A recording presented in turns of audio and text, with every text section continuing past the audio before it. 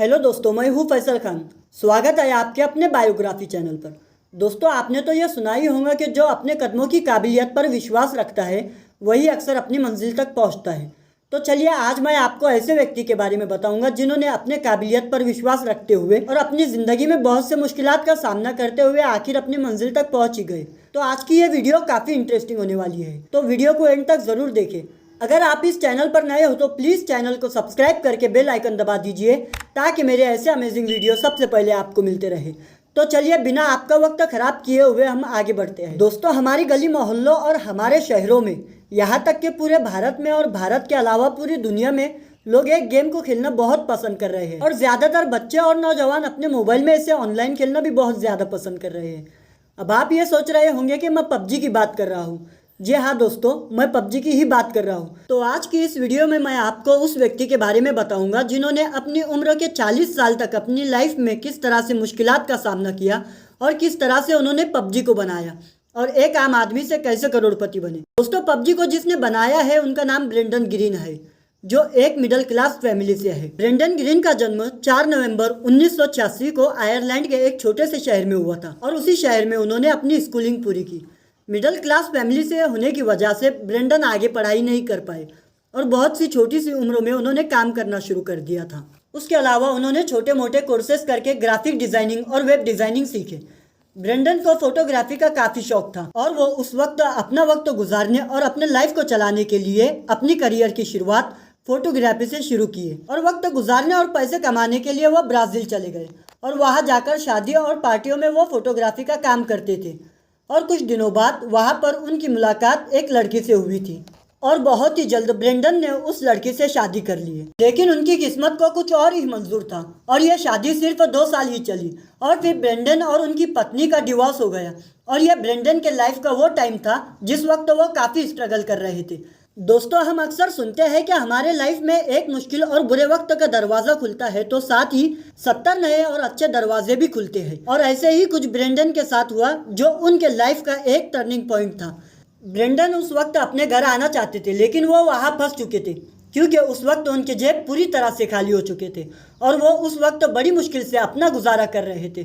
उनके पास इतने भी पैसे नहीं थे कि वो टिकट खरीद कर अपने घर वापस आ सके। उन्होंने उस वक्त अपना खर्च कम करने के लिए एक रूम में ही अपना ज़्यादा टाइम स्पेंड करते थे, वो इसलिए कि उनसे ज़्यादा पैसे खर्च ना हो और वो उस टाइम अपने रूम में बैठकर वीडियो गेम खेला करते थे ताकि उनका टाइम पास हो सके।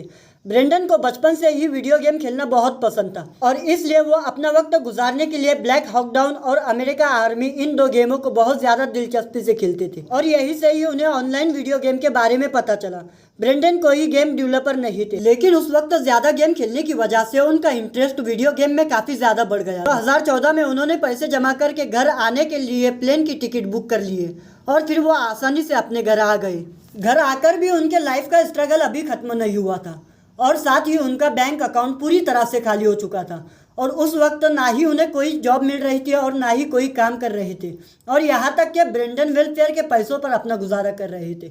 यानी कि आयरलैंड की गवर्नमेंट ज़िंदगी गुजारने के लिए ज़रूरतमंदों को चंद पैसे देती थी। ब्रेंडन के लिए उनकी लाइफ खत्म हो चुकी थी। उम्र के 40 साल तक ब्रेंडन को नाकामयाबी के सिवा कुछ नहीं मिल रहा था। उनका पत्नी से डिवोर्स होने की वजह से वो अपने माँ बाप के घर में गुजारा कर रहे थे। ब्रेंडन के पास करने के लिए कुछ भी नहीं था, ना ही कोई जॉब और ना ही कोई काम, इसलिए वो घर में बैठे हुए फ्री गेम्स के मोड्स बनाना शुरू कर दिए थे।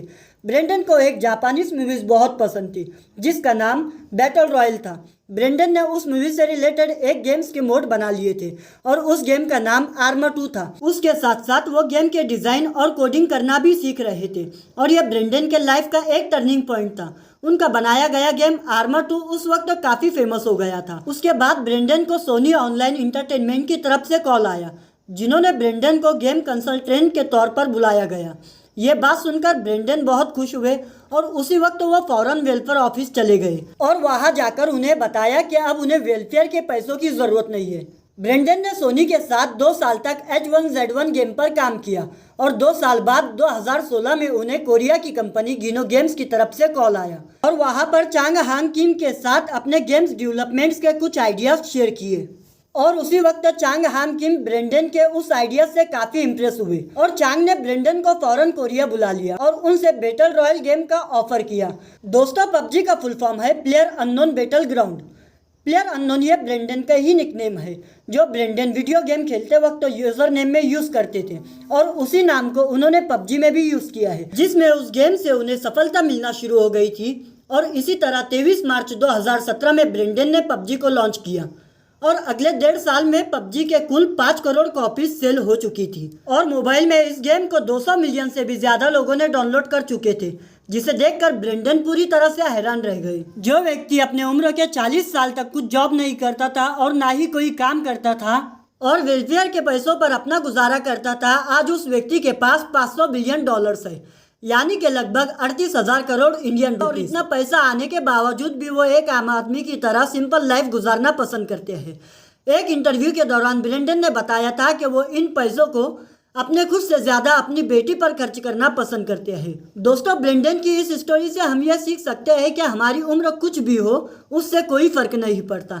एक छोटा सा आइडिया और उस पर बहुत सारी मेहनत हमारी ज़िंदगी को किसी भी वक्त और कभी भी बदल सकती है और हम किसी भी उम्र में हमारी कामयाबी को हासिल कर सकते हैं। उम्मीद है कि आपको यह वीडियो काफ़ी पसंद आया होगा। अगर आपको वीडियो पसंद आया होगा तो प्लीज़ लाइक, कमेंट और शेयर ज़रूर करें। मिलते हैं अगले वीडियो में और जानेंगे उन लोगों के बारे में जिन्होंने अपनी ज़िंदगी में ऐसे ही परेशानियों का सामना करते हुए अपना नाम रोशन किया।